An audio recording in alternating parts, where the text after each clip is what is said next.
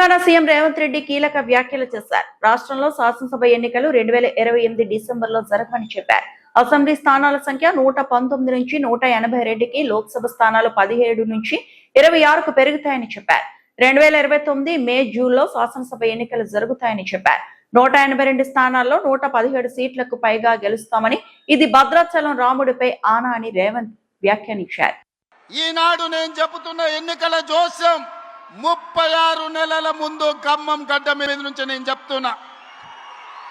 రాబోయే ఎన్నికలు 2029 డిసెంబర్లో జరగవు, 2028 డిసెంబర్లో జరగవు, 2029 మే, జూన్ మాసంలో మన శాసనసభ ఎన్నికలు జరుగుతాయి. తెలంగాణ రాష్ట్రంలో ఉన్న 17 పార్లమెంట్లు సీట్లు 26 పార్లమెంట్లుగా మారుతాయి. 119 ఉన్న శాసనసభ నియోజకవర్గాలు 182కు పెరుగుతాయి. ఈరోజు చెప్తున్నా, 182 శాసనసభ నియోజకవర్గాలలో 117 సీట్ల పైన గెలిచి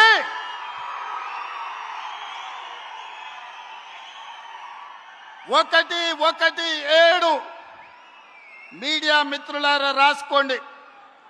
117 అంటే 117 శాసన సభ్యులను గెలిపించుకొని రెండవసారి తెలంగాణ రాష్ట్రంలో ప్రజాపాలనను, కాంగ్రెస్ ప్రభుత్వాన్ని గెలిపిస్తాం.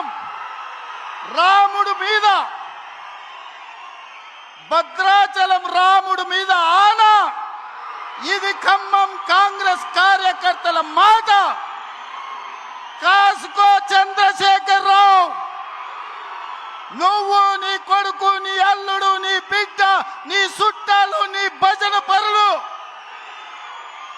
నీ ఒప్పందాలు, నీ దొంగ సర్వేలు చేసే దొంగ ఏజెన్సీలతో సహా గుర్తు పెట్టుకోండి ఈ తారీఖు. మరిన్ని అప్డేట్స్ కోసం మా ఛానల్ని సబ్స్క్రైబ్ చేయండి.